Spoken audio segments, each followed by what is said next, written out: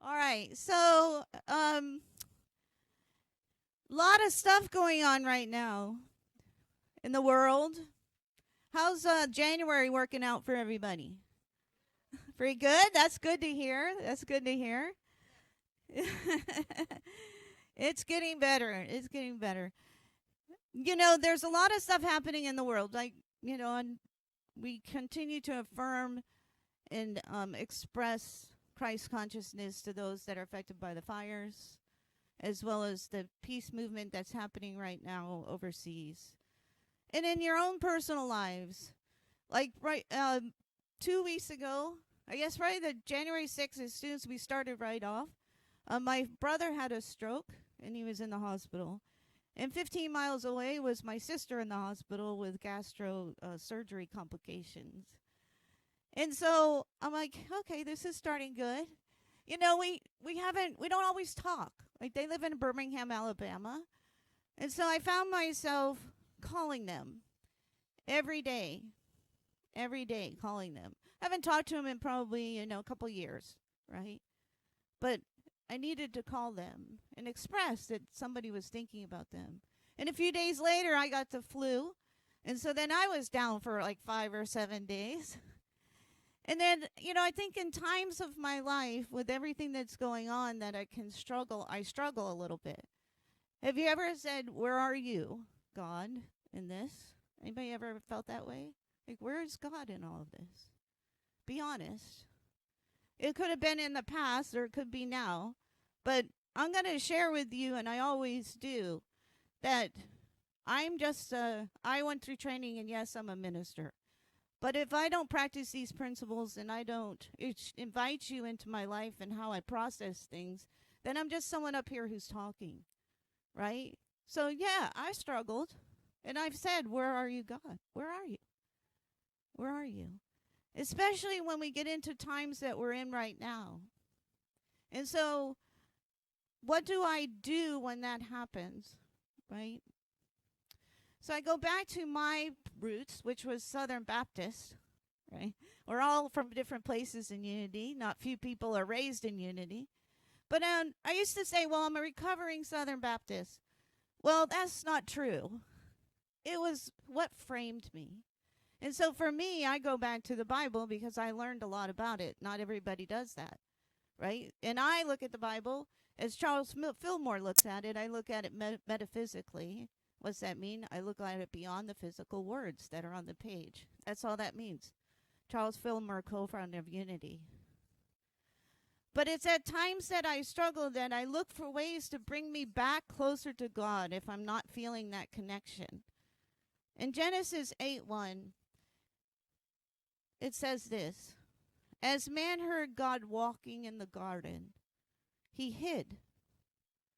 But the Lord called out to the man, 'Where are you?'" You see, I always say, "Where are you, God?" But there are times that I hide. But God says, "Where are you? Where are you in these times? Why hide from me?" My grandmother and my grandfather were married over 60 years. And then my grandfather passed away, and she went to the laundromat, which she's done for 40 years. And she's same laundromat, same day, same time. And she was sitting there on the bench when a woman sat down next to her and said, "What's wrong?" And she said, "Well, I just lost my husband. I don't know where God is in all of this." And the woman looked at her and said, "You moved, not God." And she never saw that woman again. But from that point on, she was like, "Oh, okay." See, my grandmother, I bring her up because she's going to come up later in the story. She's the one who named me Faith, asked if they're the strongest word in the Bible. So she's a very spiritual woman. And then my mother, that was my mother's mother, right? My mother was a very spiritual woman. So just keep that in mind. But unity says in the third step, or the third principle of unity, is that we are active participants in what creates our world. In other words, we are co-creators in our world, creating reality through the thoughts held in our mind. Right? So we create our reality.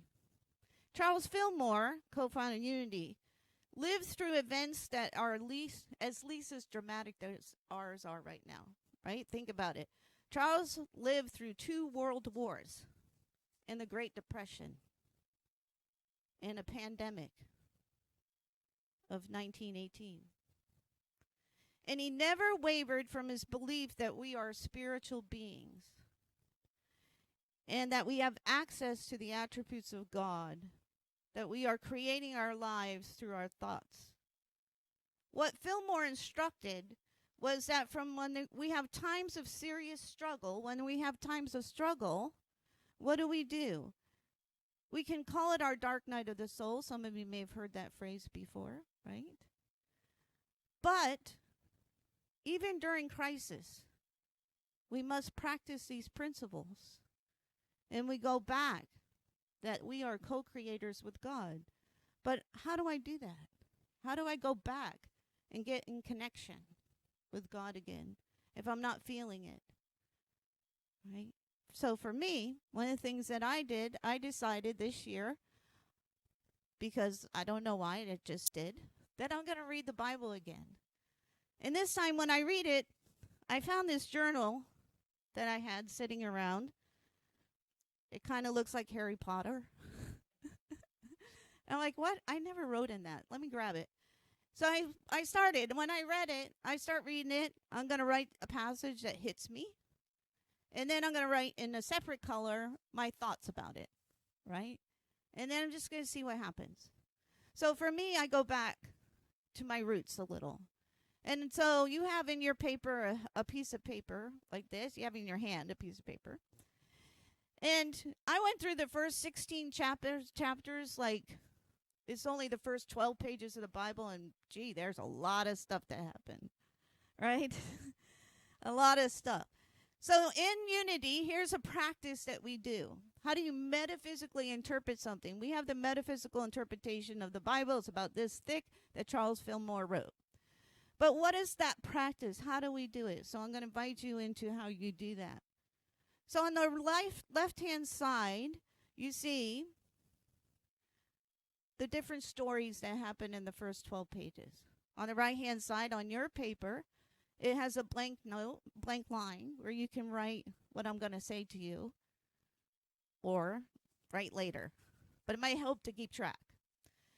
So in Unity, when you practice metaphysics and you do a metaphysical interpretation, typically you read a story.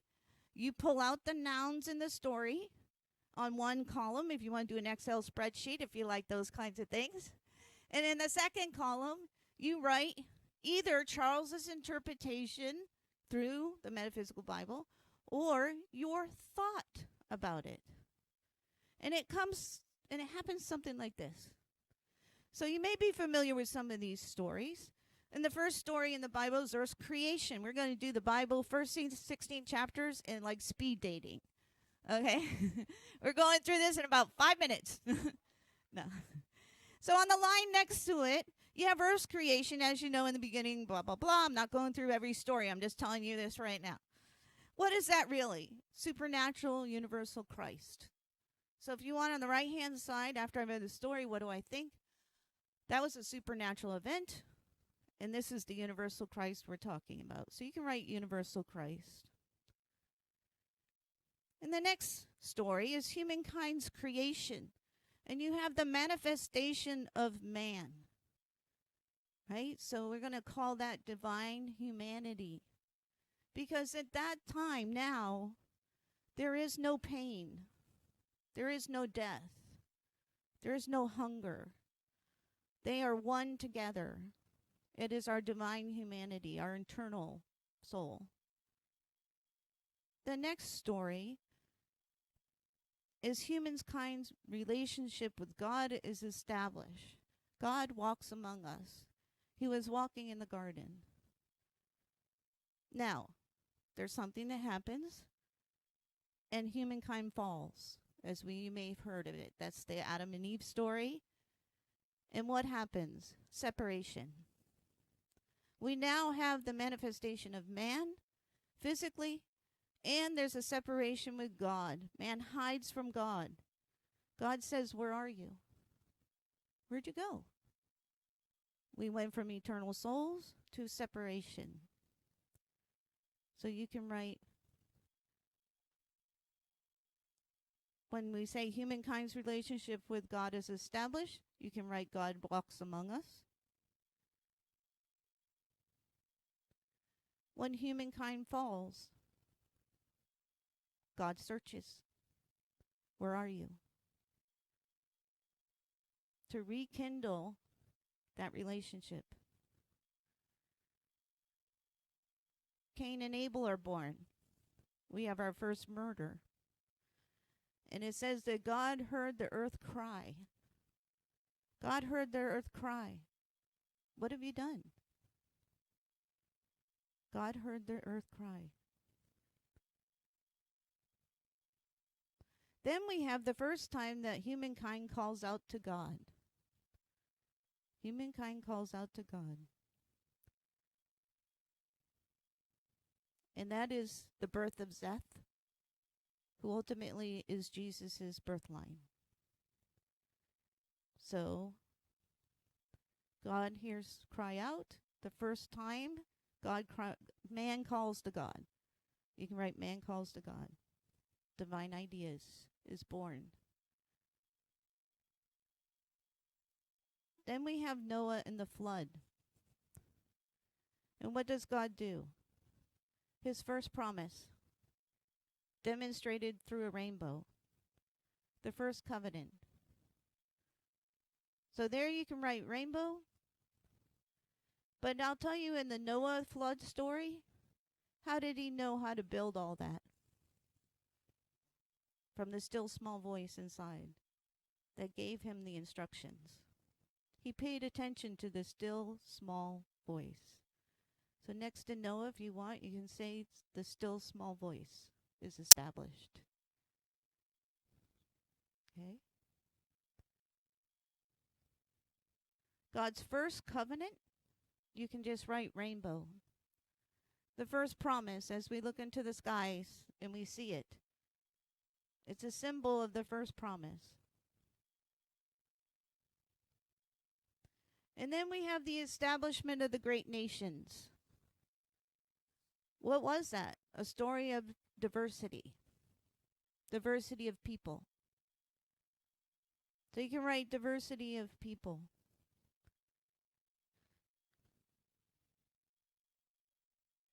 Then we have the Tower of Babel. And we have the spread of man. And now what do we have? Many paths to God. Many paths to God. The spread of man. Many paths to God. Then we have the story of Abraham, Sarah, and Hagar. And out of that story comes clarity of purpose.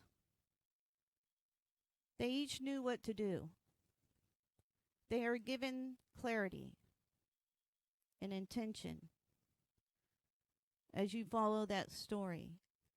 So you can write clarity of purpose.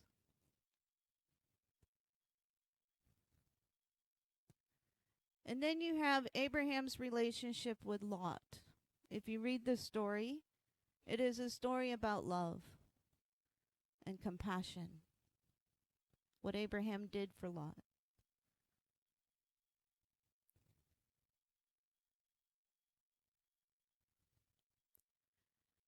And then you have God's second promise or covenant with Abraham.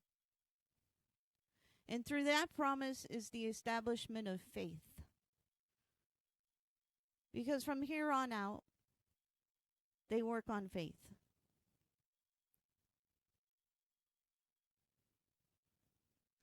Establishment of faith.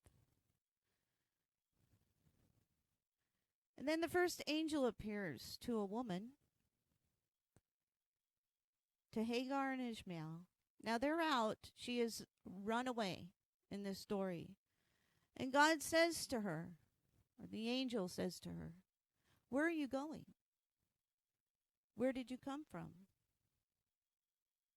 For the Lord has heard you." And her response is, You are the God who sees me. I have now seen the one who sees me. You are the God who sees me. I have now seen the one who sees me. And you have the establishment of hope. Now, you could get into a story about, or you could get into the lessons of the spiritual powers, but we've already developed now faith and hope has been established in the stories. And so if I was to go back through and read this, on the left side, you have the actual stories that were in the Bible. But as I read through them, I listened to the voice inside of me and said, what is this story really about?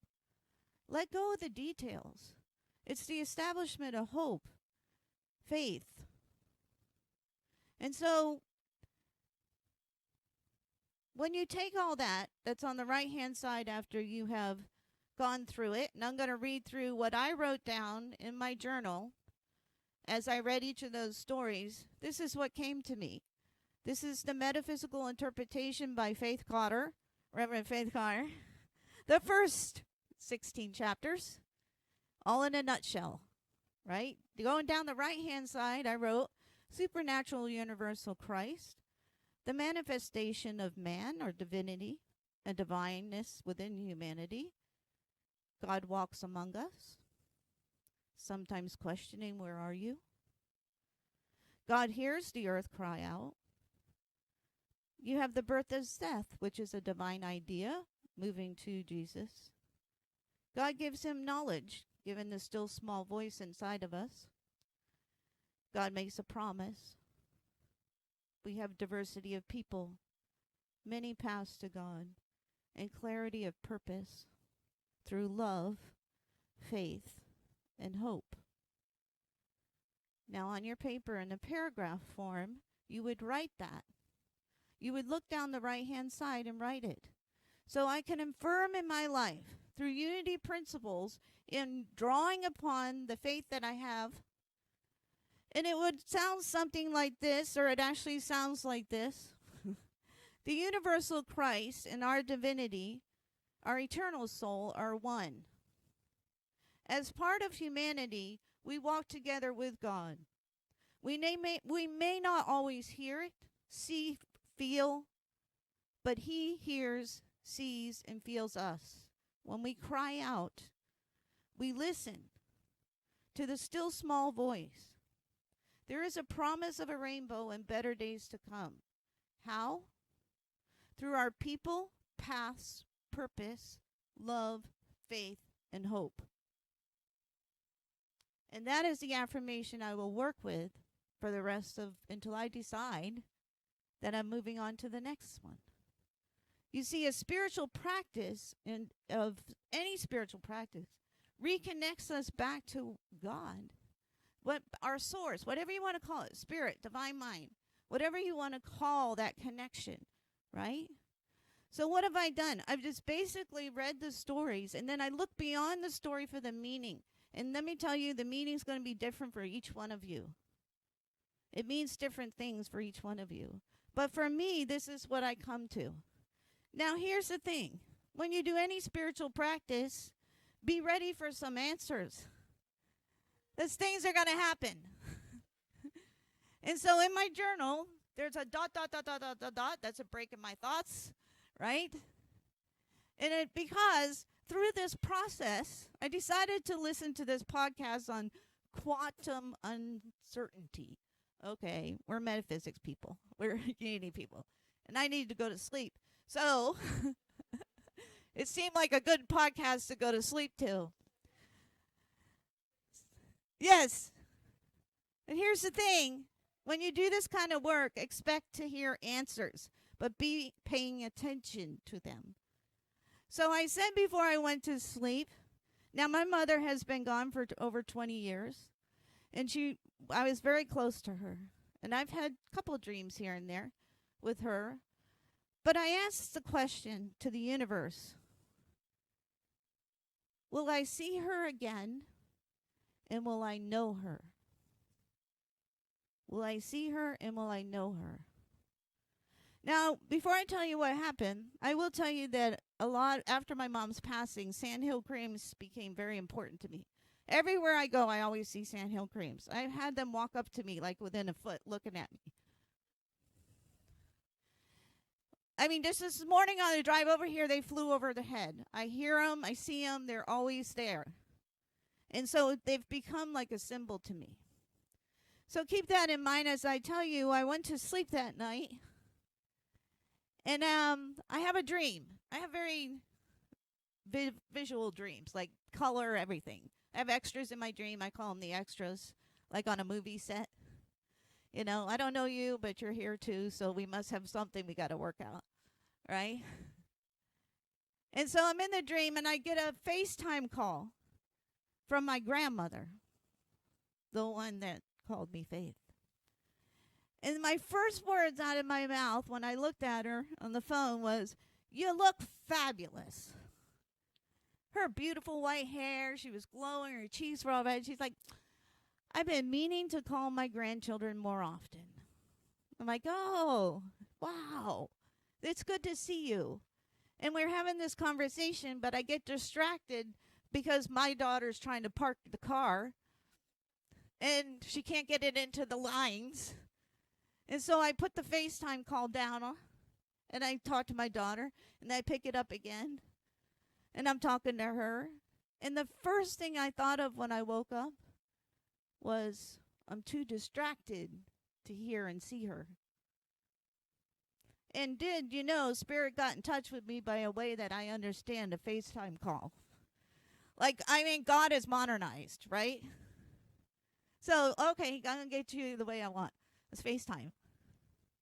So, all right, God, thank you. That's the first message. Maybe I'm not seeing or hearing her because I'm too distracted. Because that's the feeling when you wake up after you ask the universe a question. Be ready for the answer. So then I go to work that day, and this teacher walks in and she goes, "I meant to give this to you before winter break." And it was a tissue, it was a present in tissue. She goes, I don't know why I didn't give it to you, but I'm giving it to you now. And I said, okay. So I open it up, and it's an ornament with 2 sandhill cranes. And I went, thank you, God. Thank you for the message.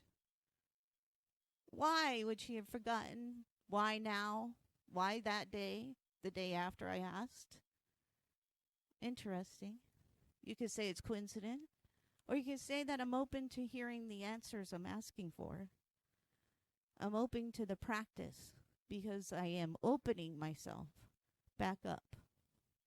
And I would think you could say, well, you should already be open, right? No.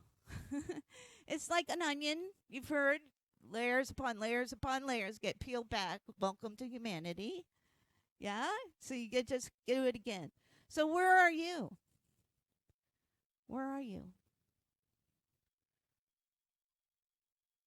God's asking, where are you? What is your daily practice? On your paper it says, what is your daily practice? I want you to write down one daily practice that you have to reconnect with God, whether you're practicing it or not. Write down one thing. Where are you?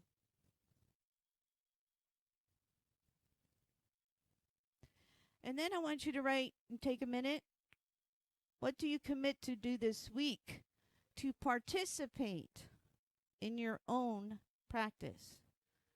To participate in your own life, to co-create with Charles, to co-create with Divine Mind, to participate. We don't get to in unity to sit back and do nothing. We all know that. We all know that.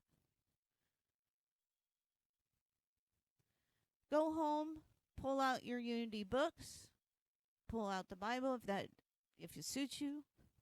Pull out Lessons in Truth, Universal Christ, whatever it is. It doesn't have to be the Bible. Your messages come in all ways, through all things, even an ornament, right? Pull out your practice. We need you.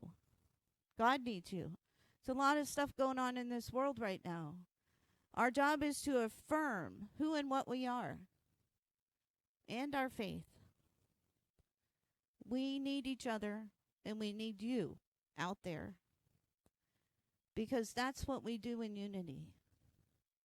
We participate. We practice practical Christianity, which may be reading the Bible, interpreting it, affirming it, talking to a friend, praying, whatever it may be. Decide now on a spiritual practice you plan to use this week. And then in God's humor, if you want to put an appointment in your phone that's going to pop up as a little reminder, I invite you to do so. That says only, where are you? Where are you? Okay? She said, you are the God who sees me. I have now seen the one who sees me. I have seen it in my life over and over again. And so, on times of struggle and happiness, stay connected. Stay connected to God. And so it is. Amen.